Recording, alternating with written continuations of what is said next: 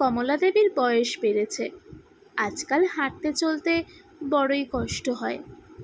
তাও লাঠিতে ভর করে কোনো মতে কিছু আনাজ জোগাড় করে রোজ বসেন বাজারের এক কোণে। কেউ কেউ কেনে, কেউ আবার দু কথা শুনিয়ে যেতে ছাড়ে না। বলে যায়, খুব তো লেখাপড়া শিখিয়ে দুই ছেলেকে বিদ্বান বানালে, শেষে কি হলো? সেই তো শেষ বয়সে পথে বসতে হলো। কমলা দেবী বলেন, পথে তো বসিনি বাছা, নিজের রোজগারে একটা পেট দিব্যি চলে যায়। কারোর কাছে হাত পাততে ভালো লাগে না যে। বেলায় বাড়ি ফিরে রেশনের মোটা চালের ভাত বসান, আর তার সাথে আলু পেঁপে যা পান সিদ্ধ বসিয়ে দেন। দুপুরের বিছানায় একটু গড়িয়ে নিয়ে লাঠিতে ভর করে নিজের ছোট্ট বাগানটায় আসেন। চারা গাছগুলোতে জল দেন, আর পরের দিনের বিক্রি করার মতন কিছু শাক বা সবজি থাকলে তা তুলে নেন।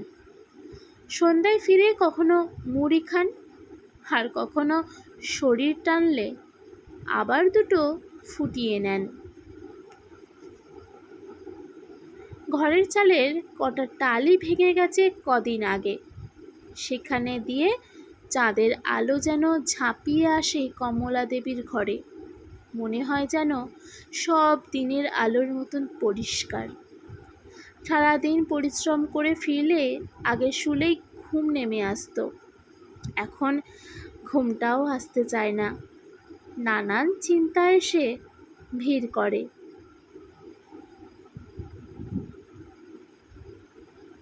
কমলা দেবী হচ্ছেন এক লড়াকু মহিলা। বাপ মা হারা কমলা দেবীর অল্প বয়সেই বিয়ে হয় পাঁচু গোপাল মণ্ডলের সাথে। পাঁচু গোপালের ছিল সবজির ব্যবসা, রোজগার নেহাত মন্দ হতো না।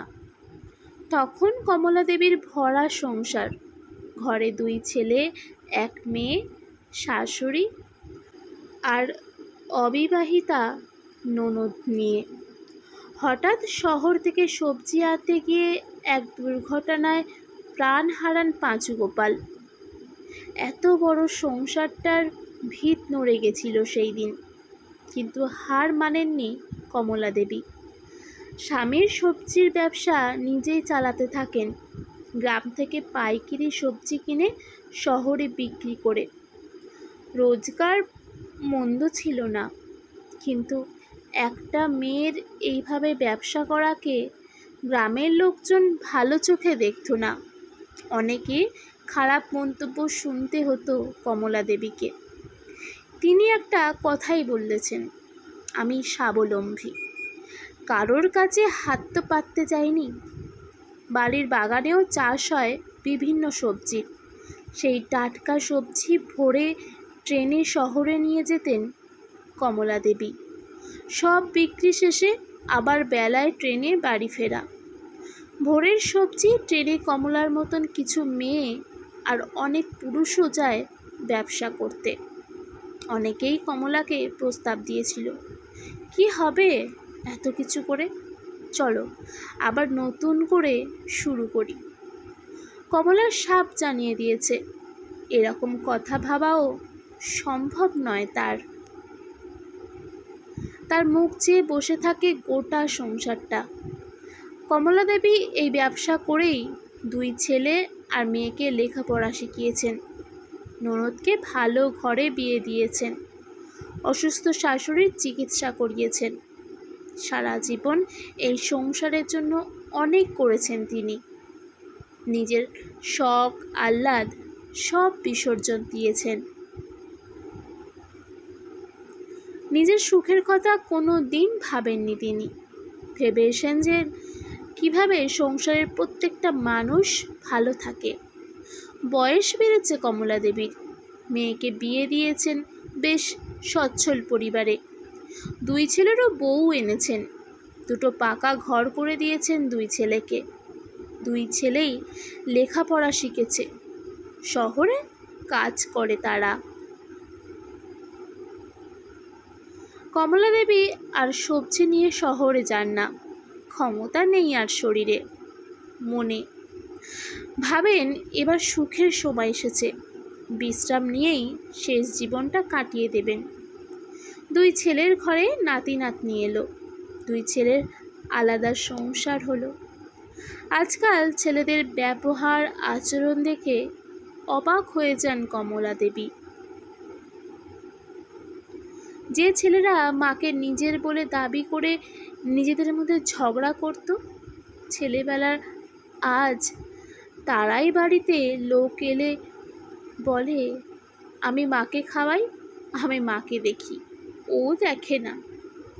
শুধু কমলা দেবীর দুমুঠো খাওয়া নিয়েই 2 ছেলের মধ্যে চরম অশান্তি শুরু হলো।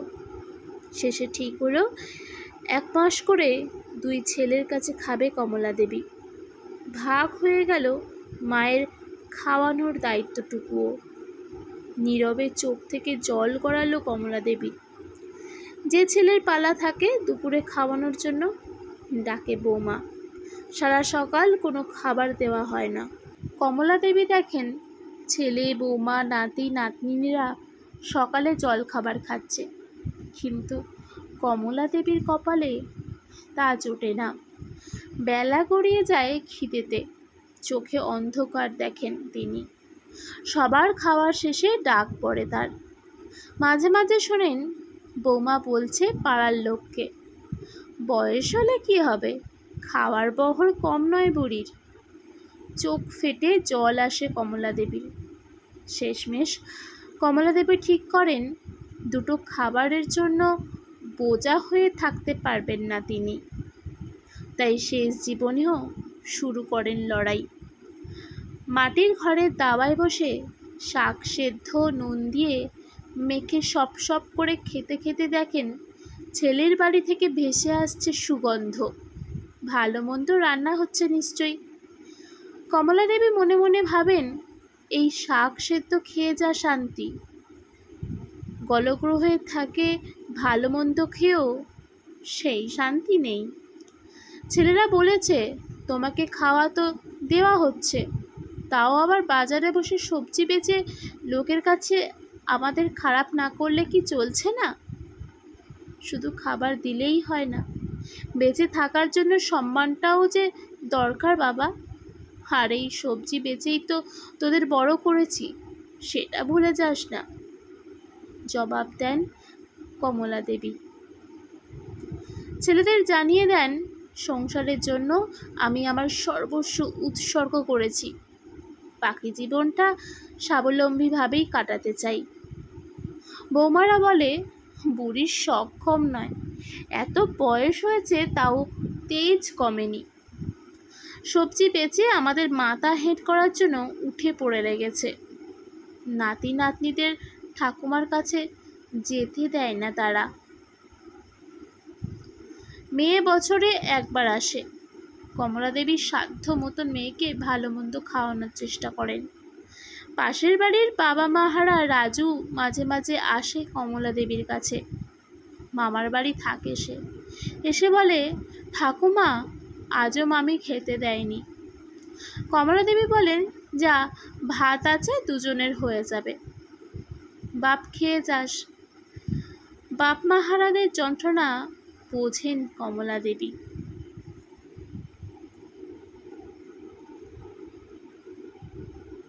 বৌমারা বলে, নিজের ভাত জোটে না, আবার অভাগা ছেলেকে নিয়ে কত আদিক্ষেতা। রাজুর পড়াশুনোর খুব ইচ্ছে। কমলা দেবী নিজে গিয়ে গ্রামের স্কুলে ভর্তি করে এসেছেন রাজুকে। শরীরটা বড় খারাপ কমলা দেবীর। সকাল থেকে উঠে রান্নাটুকুও করতে পারেননি। অসহায় হয়ে শুয়ে শুয়ে ভাবছিলেন নিজের অদৃষ্টের কথা। ছেলে বৌমারা একবারও খোঁজ নিল না বুড়িটা কেমন আছে, খেয়েছে কিনা। অথচ এই ছেলেদের মুখে 2টো খাবার তুলে দিতে সারা জীবন ধরে অমানসিক পরিশ্রম করে গেছেন তিনি। হঠাৎ রাজুর গলা শুনলেন কমলা দেবী। কে বাপ, রাজু এলি নাকি? রাজু নিজের মিড ডে মিলের খাবারটা গুছিয়ে নিয়ে এসেছে কমলা দেবীর কাছে। বলল, এসো ঠাকুমা, দুজনে মিলে খাই। সকাল থেকে তো কিছুই পড়েনি পেটে। কমলা দেবীর চোখ জল এসে গেল। জল মুছে রাজুর মাথায় হাত বুলিয়ে বললেন, অনেক বড় মন তোর, সবসময় এমনই থাকিস। লেখাপড়া শিখে মানুষের মতন মানুষ হোস বাপ।